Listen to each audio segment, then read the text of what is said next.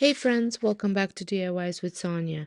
And if you're new here, I'm Sonja. On this channel, I share budget-friendly DIY home decor, Pottery Barn inspired dupes, thrift flips, and high-end look for less to help you decorate beautifully without overspending. In today's video, I'm sharing a compilation of outdoor DIYs that are not only easy and affordable, but will give your space the designer outdoor decor feel without the designer price tag. Whether you're looking to refresh your front porch, patio, or backyard, these projects are packed with look for less inspiration, thrifted makeovers, and DIY outdoor decor ideas on a budget that will help you achieve that high-end look for way less. A huge thank you to everyone, both new and returning, for being here and spending part of your day with me. I appreciate each and every one of you. If you love DIY decor, affordable home styling, and seasonal decorating ideas, be sure to hit that like button, subscribe, and click the notification bell so you never miss a new video. Let's jump right into these outdoor high-end dupes that will transform your space for less.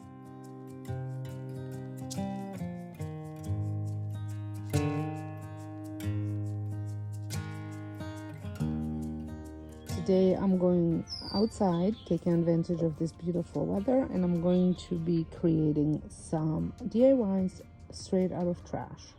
I have these pieces of wood that were left over. We were gonna burn them, but then I saw potential and I'm going to be making something out of them. And then I also have a pot that my mother-in-law was throwing out, and I thought I could probably salvage it and make it look more beautiful. So without further ado, let's get started. First thing I'm going to do is dismantle these and cut them where they need to be cut. So here they are, all nicely cut, and I did sand a little bit on the edges just to get rid of that loose wood so you don't get splinters while you're working with it. You will need a drill, some screws, as well as some wood glue. I am just putting screws in simply to hold the pieces together, so that way the wood glue has some time to cure. I have in my last Sunday's video showed you how I cut these and how I sand them, so I didn't want it to repeat myself in this video as well, so that's why I did not show it to you. But it's pretty standard cutting. I use a circular saw and some miter saw, as well as just a circular sander.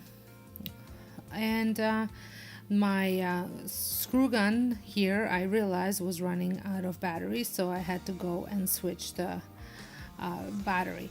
The table isn't the greatest for drilling. As you can see, when I drill, it kind of shakes the whole table.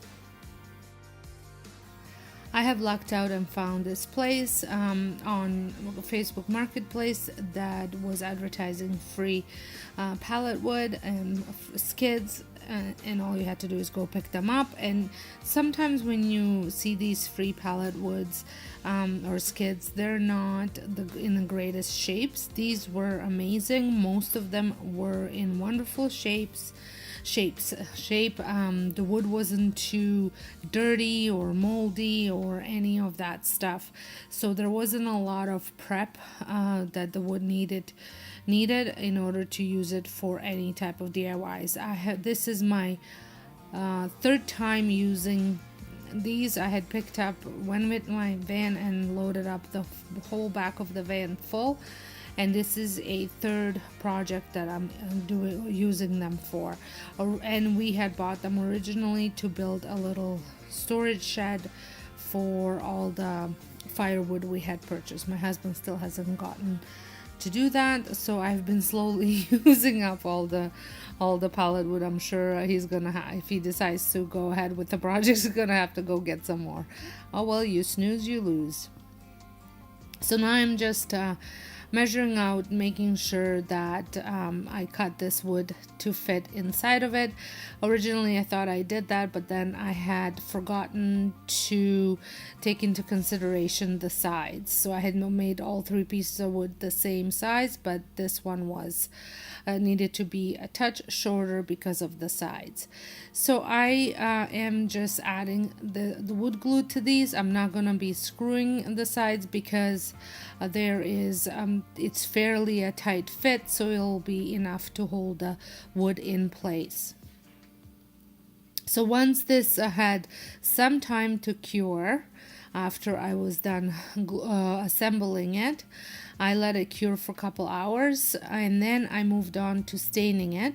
And I am using a very thin stain in dark walnut.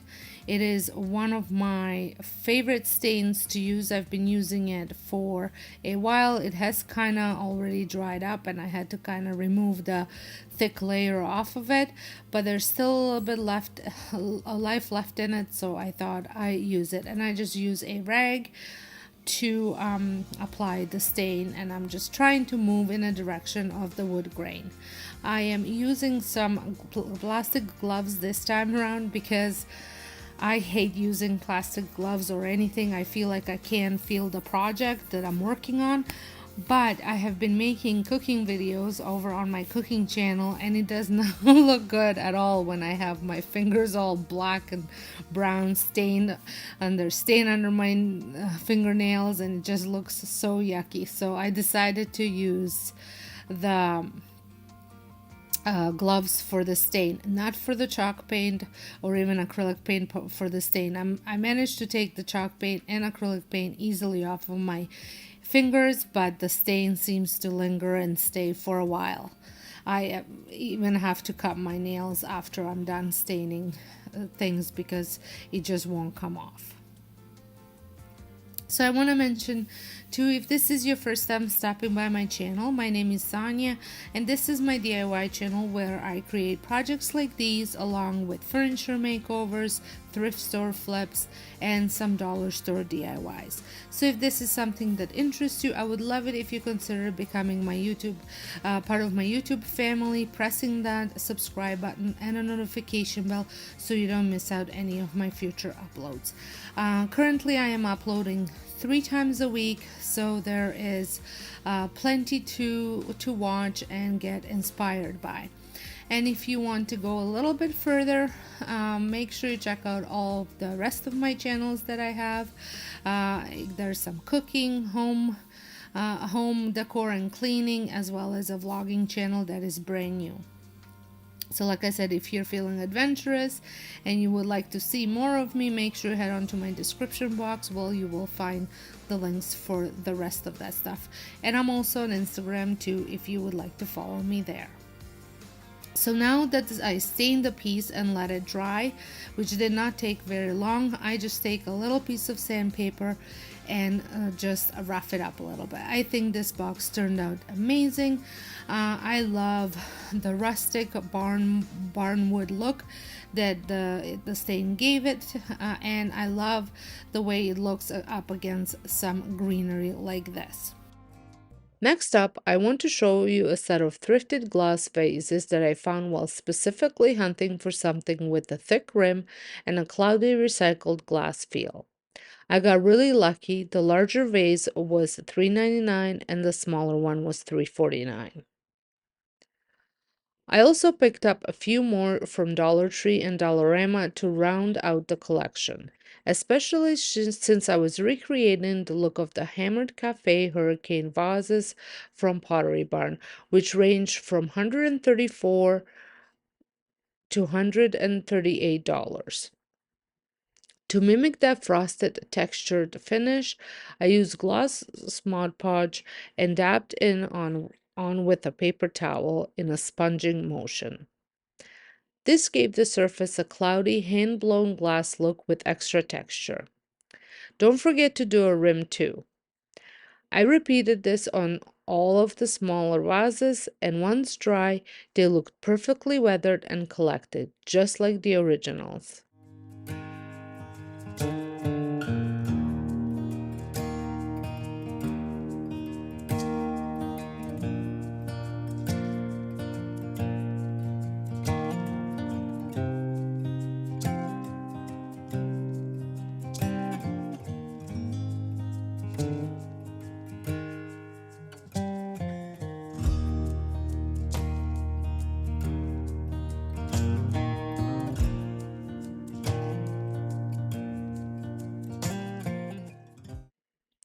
All of them grouped together create a gorgeous moment.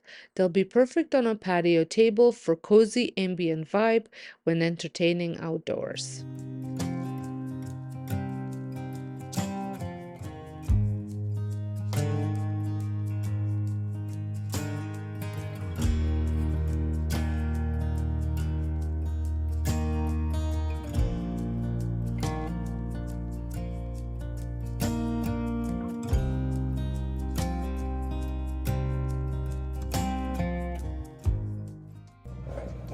So here is that pot. As you can see, it has tons of beautiful detailing on it, but it is very, very kind of run down and damaged and falling apart. So I am going to try and bring it back to life with some paint, some wax, and just, you know, try my best here. I absolutely love working on projects like these because this was destined for the garbage, and I am here to give it brand new life. And this was in a pretty rough shape. There was tons of loose stuff on it. So I took that same paper that I just used on my other project and just sanded down some of these loose pieces, just so that way they don't interfere when I'm painting it. I'm not sure if somebody at some point was trying to fix this piece, because this brown, kind of grayish, it looked like it was in there. It looked like clay almost, and it was on there. It reminded me that something that you would do when you would try and glue pieces together. However, there was nothing on the inside to indicate that it was cracked, so I'm not quite sure what that was, or whether that was just a color that was underneath. Like I said, I am not sure. So once all of the loose pieces were sanded down, I proceeded to paint the whole piece with graphite. I gave it a fairly decent coverage. There were some areas that were showing because I just wanted them to show. I love using, obviously if you watch my channel, I absolutely love using chalk paint, especially for projects like these.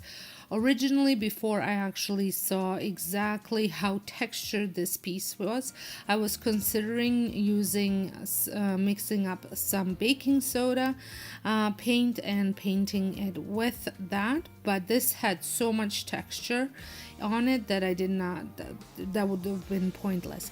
But if you would like to see me use some baking soda paint and what the look that it gives to a smooth surface, please let me know down in the comments. I would love to share. There are plenty of vases and pots that need some new life to them, given to them between my house and my mother-in-law's house, and we have been actually talking about redoing them all. She was considering just chucking them and buying all new ones, but I love redoing stuff like this, so I thought that the baking soda paint might do the trick for her. So like I said, let me know down in the comments if you would like to see that kind of video. I currently can't go to thrift stores. They're shut down because we are in lockdown.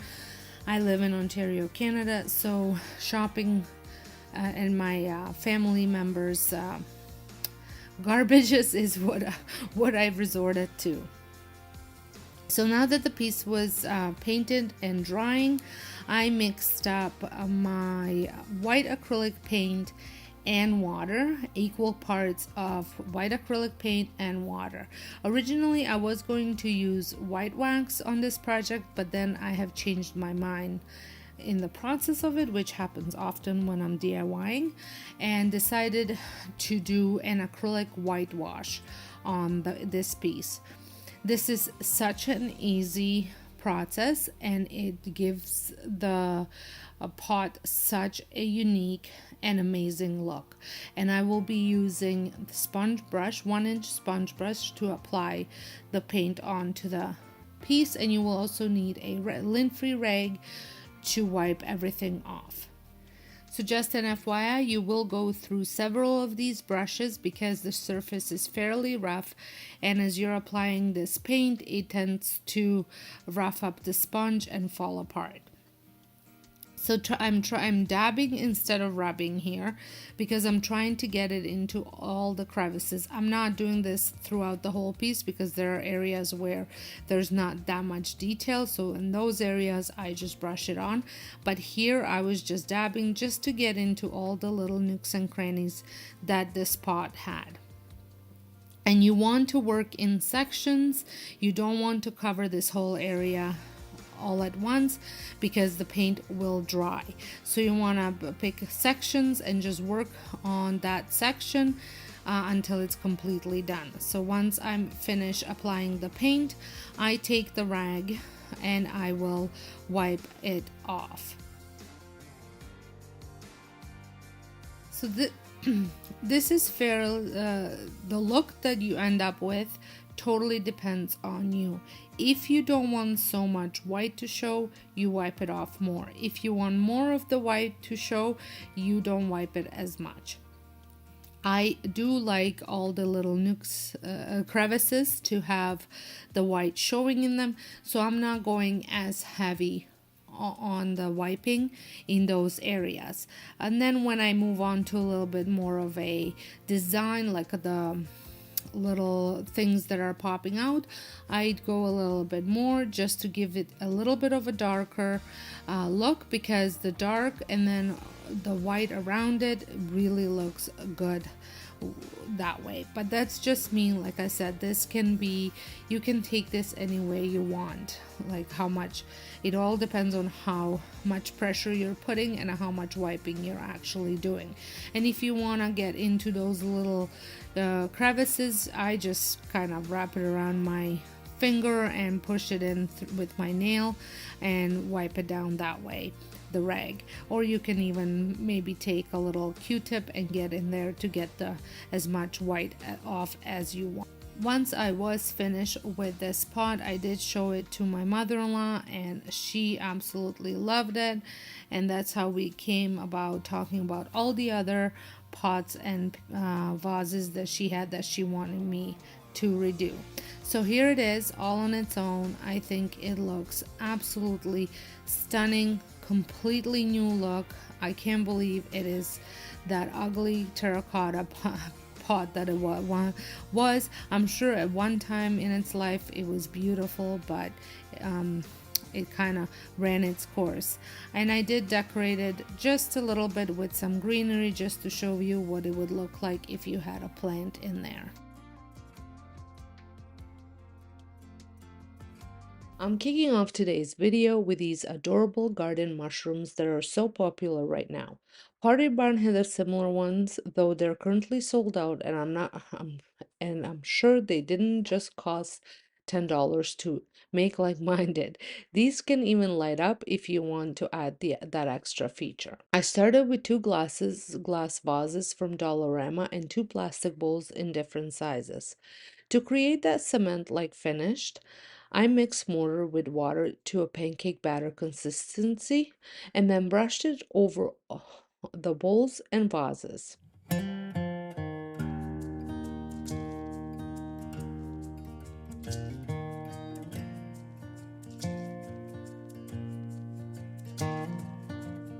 I also fill the vases halfway with the mortar mix to weigh them down so they don't blow away in the garden.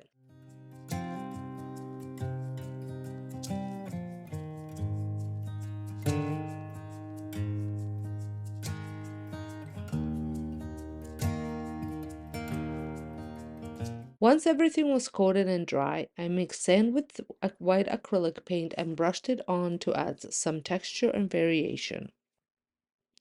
Make sure your brush stays damp, it helps prevent the mortar layer from pulling off.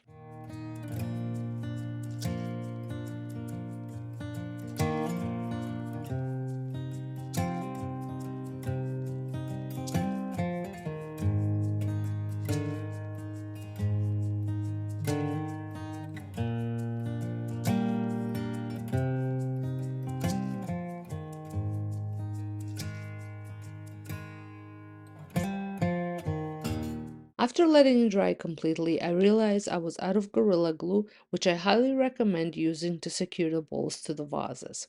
I didn't want to use hot glue since I knew it wouldn't hold up. For now, I'll grab some Gorilla Glue later. Even so, I placed them in my front garden, and I think they're such a cute, whimsical addition. Today I'm bringing you some more outdoor DIYs. These are great for your patio decor, and they're made from dollar store as well as reclaim some scrap wood materials. So my very first one, I have this pallet wood because if you've been following along, I had picked up a van full of pallet wood for free from I found a place on Facebook Marketplace, and I am just working through it all. I think I have 2 or 3 more left. So for this one, I'm just keeping it together. I'm going to eventually get my husband to take the backing off just so I can screw it to the fence. I was hoping to show you this in this video, but unfortunately it's been raining for 2 days now and it just didn't happen. So I sanded it down, and I'm just taking, it had some staples in it, so I'm taking those off just because I didn't want them there. And then using my Cricut machine, I have cut out a stencil kind of thing for it. And I just used the white shelf liner from the Dollar Tree to cut the stencil out. I didn't want it to use my good vinyl because I was going to be just taking it off and throwing it out. So if you're following along, you know I struggle with this, but it did work pretty good to weed it out and take everything off. So I'm just trying to figure out where exactly I want this stencil to go on, playing it around. So I had removed this frame on its own just so I know where I want it to go before I actually use transfer tape and transfer the whole stencil on. I wanted to know exactly where I wanted this to go. I also wanted to let you know that this video is part of a challenge, a Craft Your Stash challenge. It's an open invite. It's hosted by Antoinette from Simple Yet Chic, and this is her monthly challenge. And the theme for this one was DIY summer indoor and outdoor decor. So obviously, I will be creating all of mine for outdoor. You could probably use some indoor as well, but it is a summer decor. I will have Antoinette's channel linked down below, as well as the playlist for you to check out after you are done watching my video. And this challenge is also very appropriate for this Craft Your Stash because I do live in Ontario and currently all of our stores are essentials only, so I am running really short on some of the supplies. So I am thinking outside the box and trying to use up all the things that I have at home, which is kind of a good thing as well, just to get through all the materials. But I did needed a clear coat for this to keep it outside, and I did not have it. So, and Home Depot currently, the curbside pickup is not a good thing. It takes forever, so I will be putting in clear coat once the stores open up. So here is the stencil on, and now I'm going to proceed to apply my stain, but you want to make sure that there's no bubbles in the stencil so the stain leaks through. I am using up my Old Masters stain in Spanish oak. I'm at the very end of it. It's had to peel a layer of dry stuff off of it, but I had enough for today's projects, which was great. So I'm using a foam brush as well as a rag just to spread it out, foam brush to apply the stain and then a rag to spread it out, and then I remove the stencil, revealing the natural wood color underneath. I absolutely love that the way that this turned out. It looks amazing. in my opinion, and I think it's going to look fabulous on my deck. But like I said, I will be applying a clear coat on it just to protect it from the weather elements outside, because I won't be taking it off during the winter if I screw it onto the fence.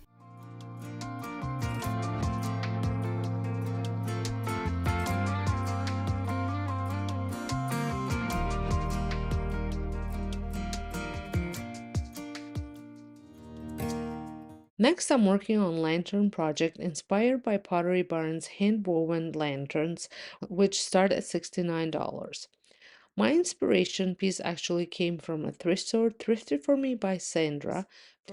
So back to lantern, I've had this piece for years and I haven't used it much lately, so it was time for a makeover. I started by brushing on antiquing wax. I'm using the dark wax from Annie Sloan. But as I was brushing it on, I wasn't loving the result. So I removed the candle and rope and then spray painted it using Rust-Oleum color in color nutmeg. The final look was inspired by those pottery lanterns, and now paired with the thrifted one, they look beautiful together.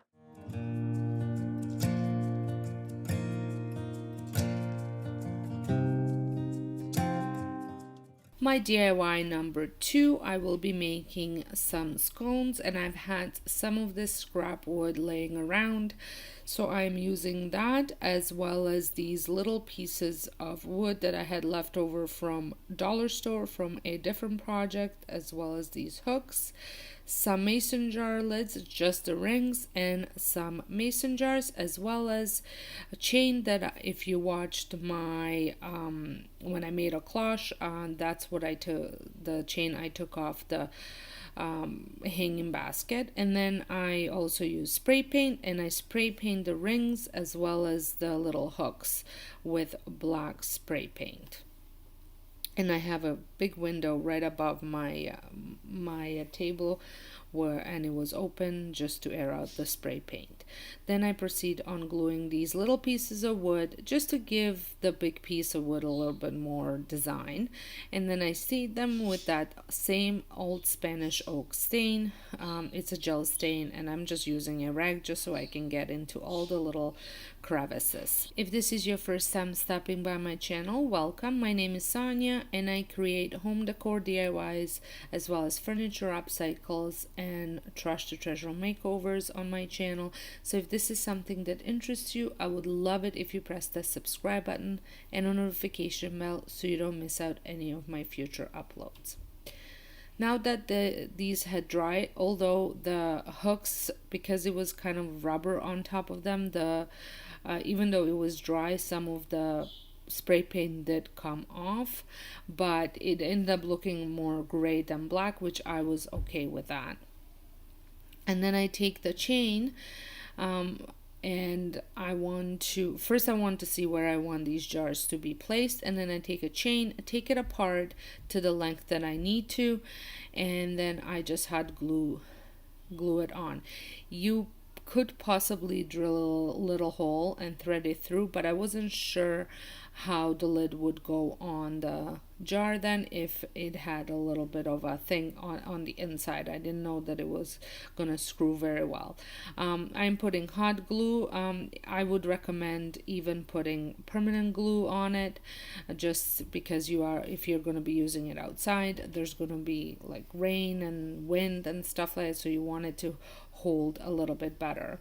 That's another thing that I'm out of, so I am just using hot glue just to show you, but like I said, I would also put permanent glue. So here it is.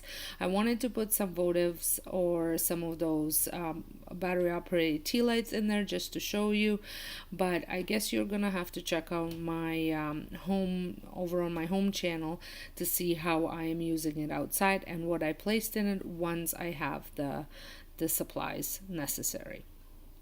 For my DIY number 3, I am creating a pillow. If you follow along, you know I don't can't sew. My mom's a seamstress, and I think the talent has surpassed me. So I am using a hot glue to glue the sides. You can also use a iron-on tape that holds things together. I actually used that on my kids' pants when I was shortening them, and it works great. But I am currently using hot glue, and this is a canvas drop sheet that I had used for several of my DIYs, and I had a piece left. I also have cut off a couple tiny pieces that will still have some ideas on how to use for future DIY. So I'm really got my money's worth, which was $4 because I picked this up at Dollarama, of this drop cloth. So I'm creating an outdoor pillow is what I'm doing here. So I am hot gluing 3 sides, leaving one open because I will be filling that pillow up with some stuffing that I had saved from old pillows. So you will also need some painter's tape and some paint. I am using a Busong blue from Annie Sloan. It's chalk paint, and I love that blue. I think it gives you almost like a coastal feel, that the blue. So then once the hot glue had some time to set, I turned the pillow inside out. I actually ended up putting a foam board underneath because some of the stain was still on the tablecloth, so I didn't want it to transfer to the drop to my pillow. I am using a pen just to push out the corners, and then you want something to place in between inside because you don't want the paint to transfer to the other side. And then I take my tape and I tape off a design on it. This can obviously be anything you want. I am going with a thicker line followed by a thinner and then the thinnest line. And then I proceed to painting it. Now, typically when I paint fabric with chalk paint, you want your paintbrush to be wet as well as the fabric to be wet. That way it will go on smoother, and it will kind of almost like color the fabric. Because this is such a small job, I am not doing that, but you could totally do that if you wanted to. I have several videos on how I paint fabric. You can check those out under my furniture makeover playlist. So you can see how I painted a chair using chalk paint, and it actually worked out quite well, and the chair lasted for, I just gave the chair extra life, let's just put it that way, because it was ready to go in a garbage, but I painted it and I've had it for like 4 or 5 years after that. So once I applied the paint, I immediately remove the tape. That's what you want to do after any type of painting, so the paint doesn't dry and peel off when you're taking the tape off. And I love this design. I think it gives you that coastal outdoor feel. Then I stuff it with the stuffing and close it up by folding the ends in and then gluing all of it together. I am planning on taking some sewing lessons once things open up fully, and buying myself a proper sewing machine. Are you a sewer? Do you know how to sew, or do you resort to other forms of fabric attachment like I do? I would love to know down in the comments.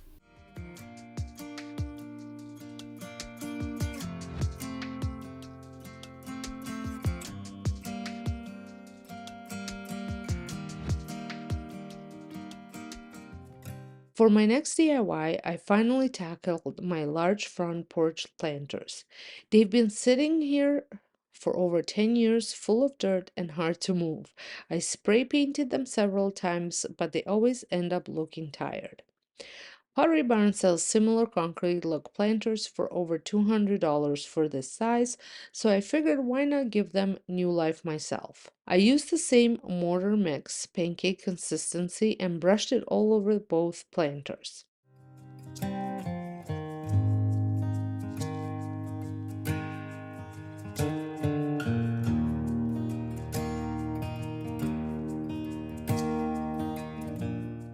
Once that dried, I used a gloved hand to smooth on mortar. As you can see, I'm using a bag, covering any missed spots and give it a nice texture.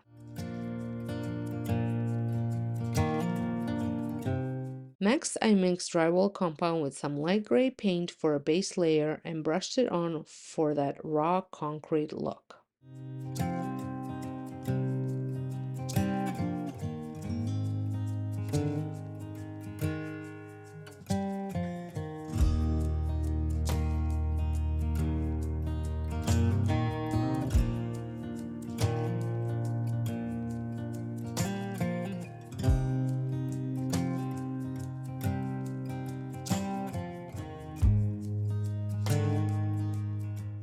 So here is what this pot looks like all dry, and concrete tends to have a lot more color variations, so that is what I'm planning on doing, but you can totally leave it like this as well. To deepen the color, I added some black acrylic paint to the same gray paint that I added to the compound mix and used a damp paper towel to randomly sponge it on.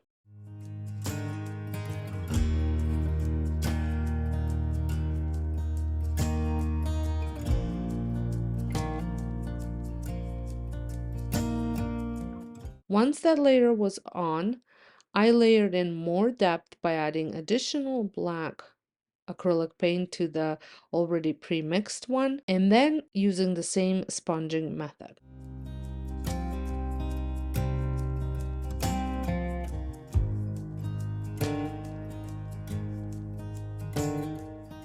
And then I went in and added just black with a little brush, and then using damp paper towel, I blended it in. If you are enjoying this video so far, now is a good time to press the subscribe button if you're not subscribed, and make sure you check the notification bell as well. And then I added a touch of cinnamon brown to mimic the slightly rusty finish of my inspiration piece.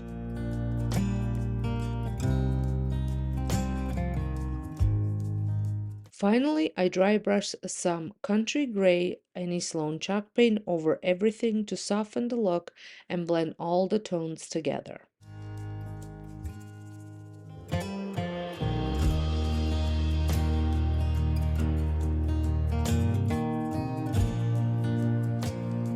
I'm in love with how these turned out. I'll be sealing them with waterproof spray because here in Canada our winters are no joke. I'm hoping this update extends their life for at least another season, maybe more.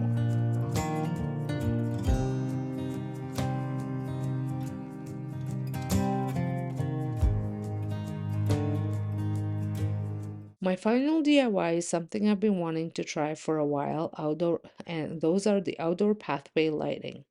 I picked up gray candle holders from Dollar Tree. I wish they had black, but no luck. Also picked up these solar lights as well for $1.75. I spray painted them black.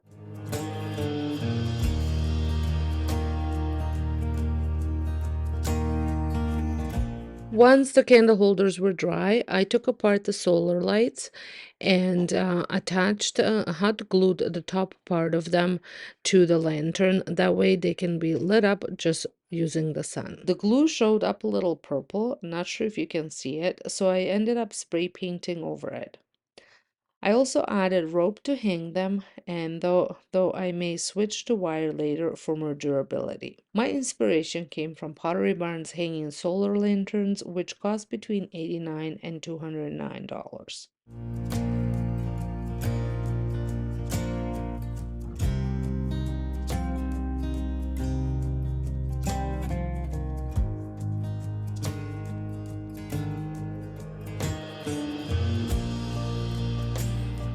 To hang these up, I use small garden stakes I also found at Dollar Tree.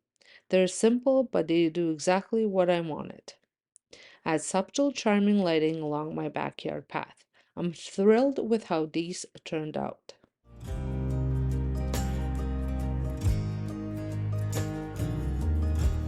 And finally, the last project in today's video is inspired by McGee & Co.'s woven hurricanes. These retail from $34 to $38 each, but I made mine for just $8 total. I started with a rattan placemat I found at Dollarama for $4.50 and two clear hurricane vases from Dollar Tree in different heights. This idea actually came full circle. I originally inspired my friend Sandra to try a woman placemat vase, and then her version inspired me to create this one. I'll link her project in the corner if you want to check it out. I unraveled the placemat by cutting a few threads and used hot glue to attach the strips to the base of each vase. If you prefer, you can use E6000 or glass glue for extra hold, but hot glue gun worked well for me. I wrapped 4 rows of rattan around each vase, securing it in a few spots for a clear, minimal look.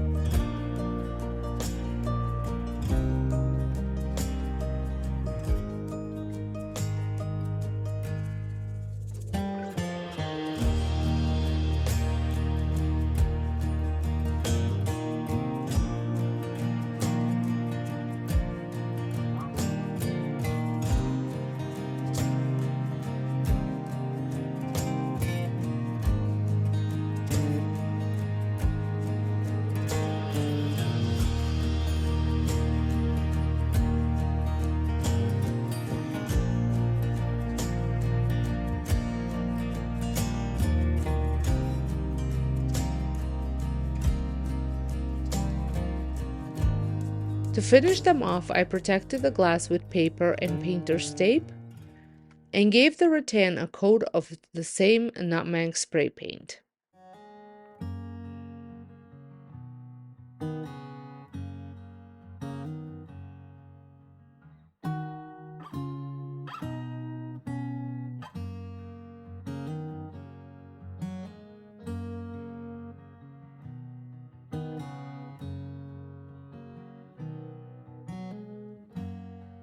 To add a bit more depth, I lightly misted on some black and leather brown spray paint, just to mimic the natural tone variations seen in the McGee & Co. originals.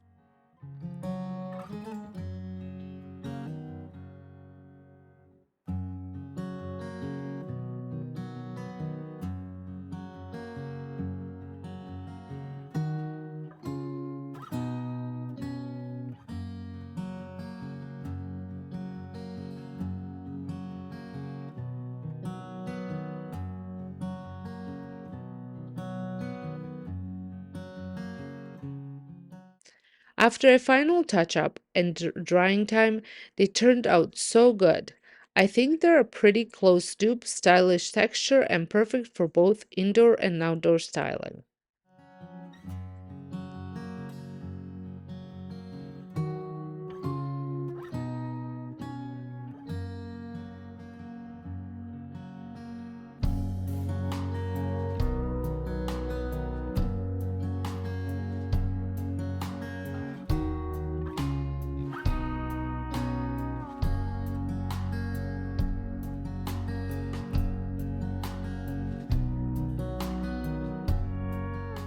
for my next DIY, I had picked up these different size of pots at Dollarama.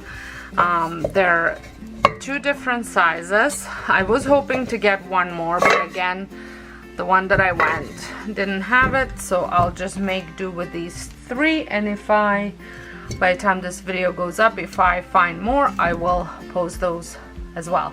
This is very simple. I will be using my chalk paint for this, and I love those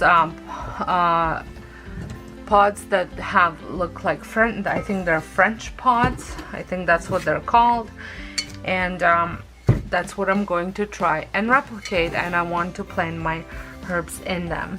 So I'm just using the chalk paint, the by Rust-Oleum in linen white, and I'm going to be dry brushing. So I picked up some paint onto my brush, but I'm taking most of it off, and I am just going to dry brush it on.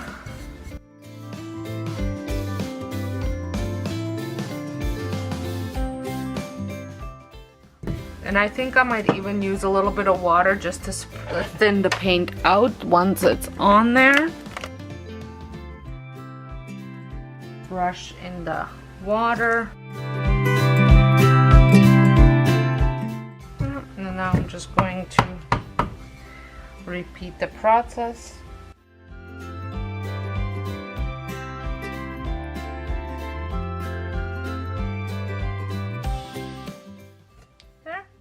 I really like the way that turned out, and I'm going to repeat the same process for all the rest of them. I am also going to do the saucers as well, but just on the outside. There's no point of doing them on the inside, just maybe the top lip, just so that way they match.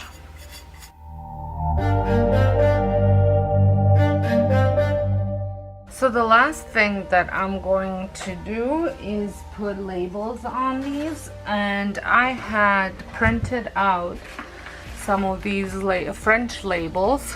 Well, it says oval French ephemera labels.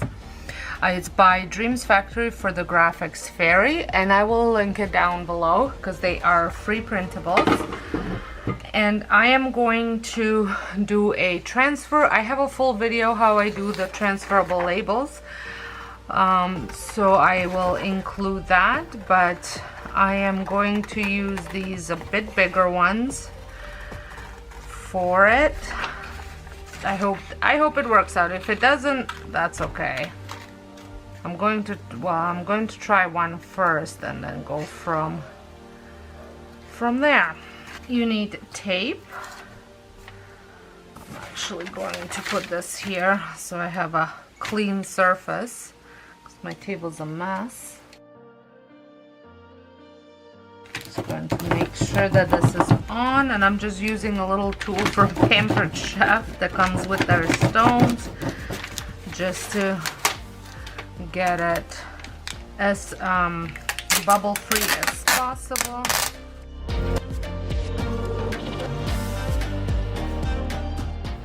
So now that I have this done, I'm going to stick it in the water and leave it in for a couple minutes. Okay, so I think it worked. So the next step is I'm just going to gently rub off some of this paper.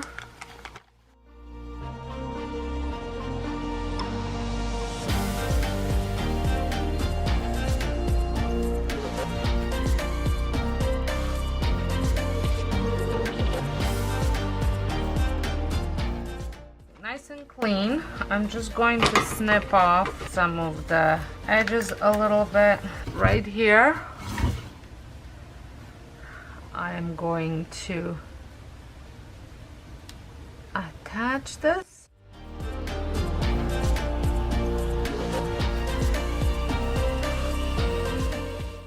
And I think because it's going to go outside, I am going to brush up a little bit of glue on it as well.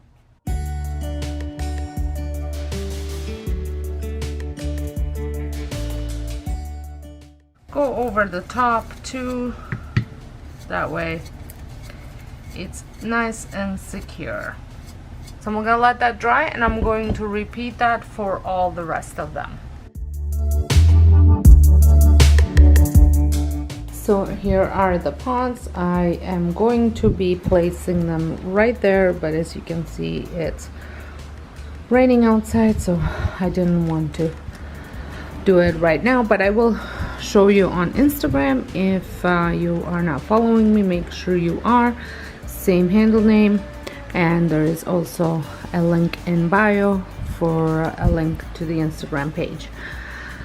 But for now, this is where they are, and I absolutely love the way they turned out. I think they're so cute, exactly what I was going for. I'm going to be making 3 different lanterns using these picture frames that I had picked up. So I picked up a 4x6, 4 of them. Then I picked up 5x7, 4 of them.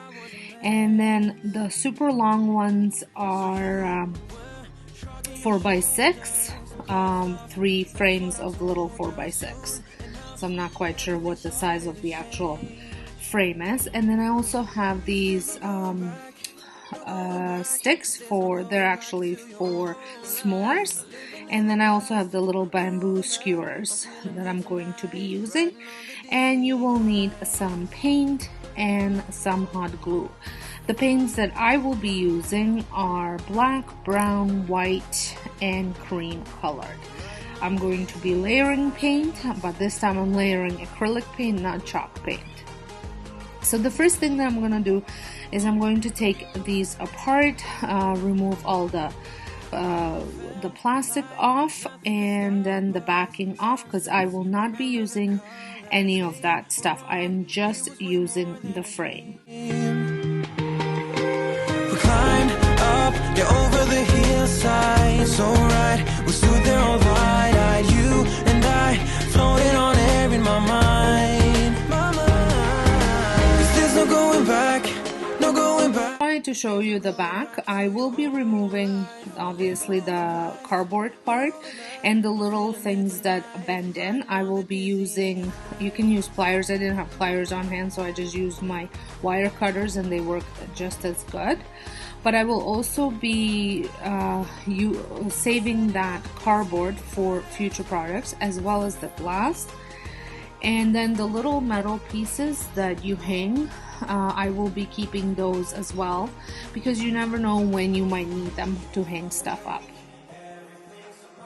So the total cost per lantern was, well, if you're in US, $4.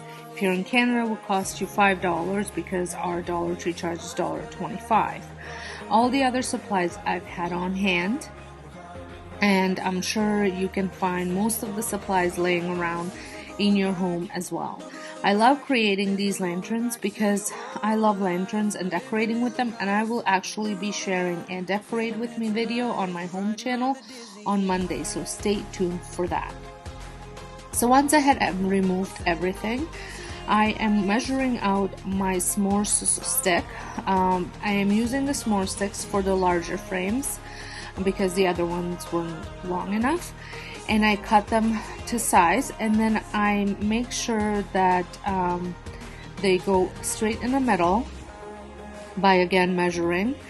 And the middle sticks I just measure and cut into 2 pieces, and again I just measure the sides as well, just to make sure that they are right in the middle. And then I use a hot glue gun to glue them on. So guys, we've been having such cold weather. I cannot wait for the spring to come, and I can actually maybe open my windows, air out. Currently all of my windows are frozen, and I can't open them at all upstairs in my bedroom or anything, and both dogs sleep in our bed, and I always feel like it's so stuffy. They don't sleep in our bed, they sleep in our bedroom, but I feel that our bedroom's so stuffy because there's 4 people, well, 4 persons or sleeping in the room. I can't believe I just called my dogs people, but they are my people. So how is the temperature where you guys are at? Is the spring looking like spring almost, or is it still really cold? We've had minus 26 this week. So it is warmer today, but it's still, I think, minus 13 or minus 16 this morning. Repeat the same process for the rest of them. And once they were all assembled, I put the lantern together by gluing it together, and just make sure that I am putting the inside of the frames facing each other and the outside of the frames to be on the outside. And I'm just using the little clamps to hold it all in place.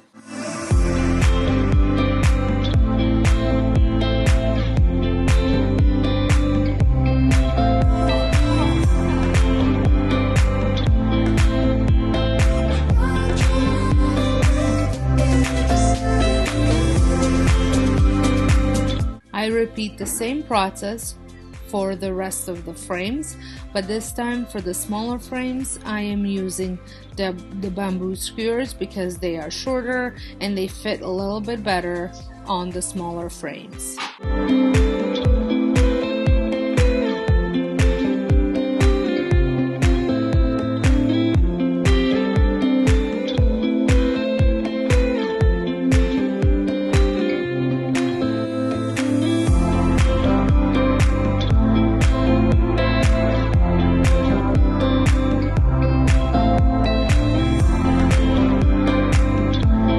So once all the frames were finished and the lanterns were assembled, I move on to painting the frames. Like I said, I use cream, brown, black, and white, and I am just layering it, starting with cream, doing a light coat, and then I'll move on to brown, and then I finish off with white.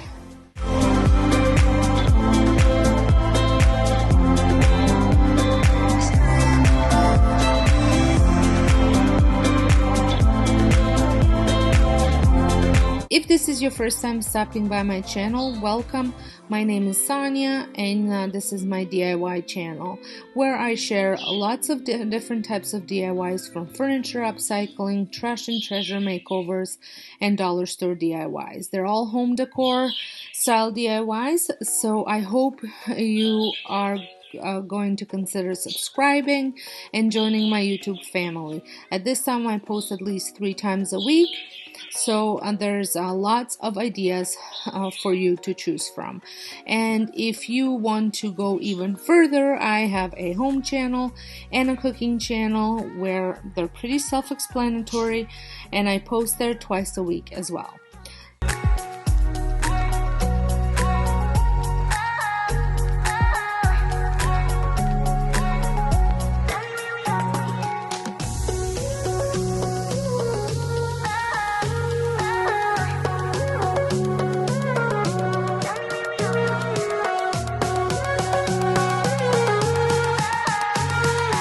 So here it is, all painted, and I have actually now decided to add the top for it. I wasn't going to do this, but I felt like it needed something else. And I had these chipboard squares from Dollarama, and now these only fit on the smallest one. So I used it for the smallest one. Stay tuned to see what I use for the larger ones. And I had glue it to the top of the lantern.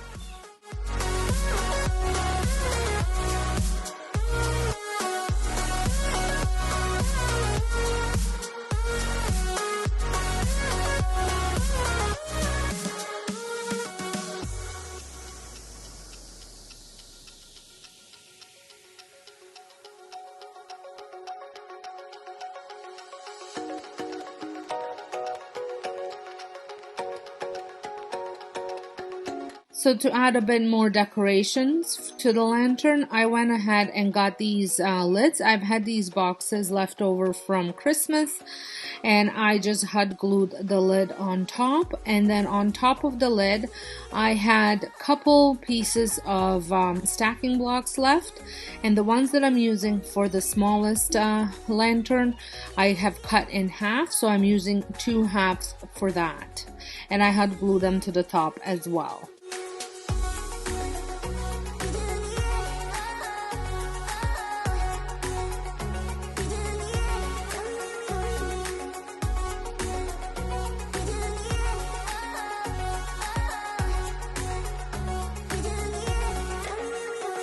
And now it's time to paint it. I started off with the brown, but then I felt like I needed to go a little darker, so I followed with black. And then I went back with brown again. And then I followed kind of the same step of layering the paint like I did on the bottom of the lantern.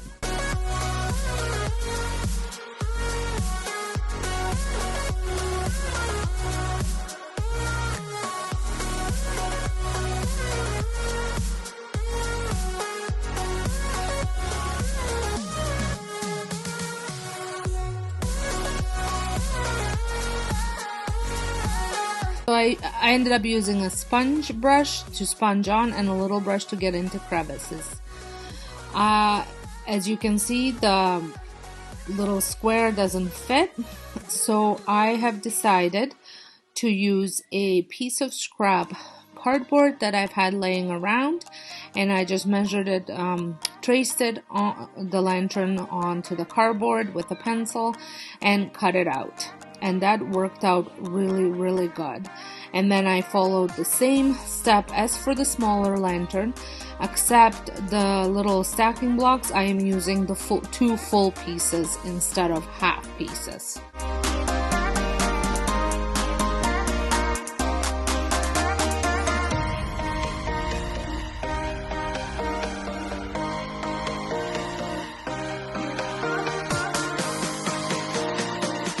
So now I have decided to actually just blend all the paints together and sponge them on. This actually worked out a little bit easier and a little bit faster than the last process where I was layering paint, and the look ended up being the same.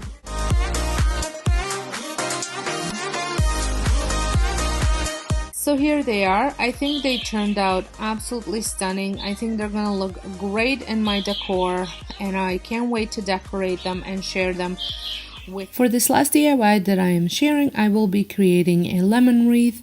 I love decorating with lemons, late spring, early summer. This would look great on your front door or just as an accent decor somewhere in your house or even on your back patio.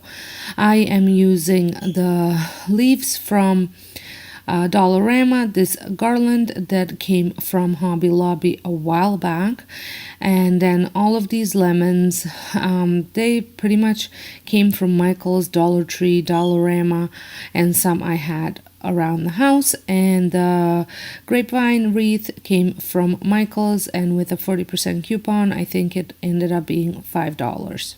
So the first thing that I did with this wreath is I did not want to glue the branches. Now, if you are putting this outside and there is wind and weather plays a role, I would glue these or tie them up. I just shoved them in here. So I took one branch and I had separated it and stuck all the branches all the way around.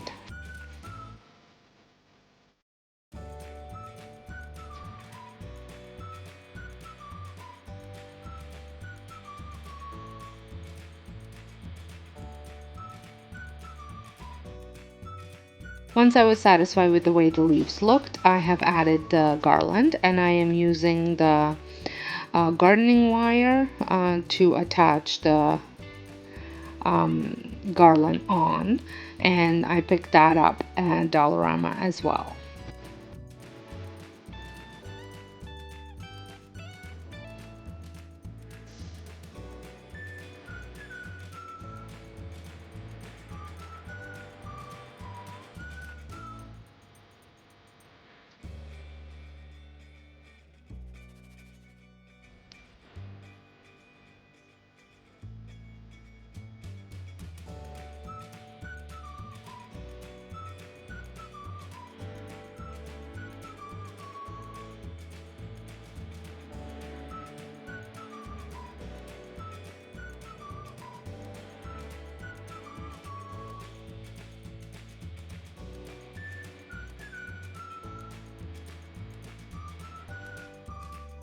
Once I went all the way around, I just spread it out, made sure it's not caught up with each on top of each other. This thing was really hard to work with. Then I placed my lemons the way I wanted to do, wanted them to look, and I also ended up taking apart one of my lavender plants and adding the purple in it. I think it just made it look that much more nicer. And I am hot gluing the lemons and the lavender to the wreath because I don't know any other way that I could make it stay.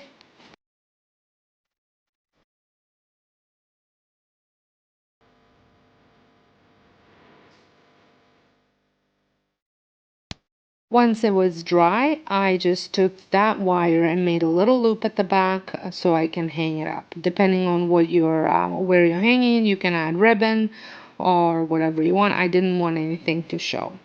So here it is above my fireplace. I hung it on top of the window and I think it just looks fabulous.